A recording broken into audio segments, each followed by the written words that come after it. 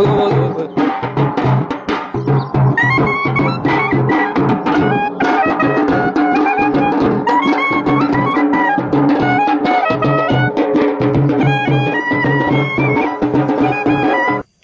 నమస్తే అందరికీ. అల్టి ముచ్చట ఏంటంటే మన గరినపల్లిలో కొత్తింట్లోకి వస్తారంటే వంట దానిపైన మనం ఎక్కడి వంట అయినా మన కోసం తొట్టి గ్యాంగ్ అయితే ఖచ్చితంగా ఉంటుంది. ఇలా మనకు పరిచయమైన చిన్న దోస్తులు వీళ్ళ కోసం ఒక లైక్ అయితే కొట్టురి.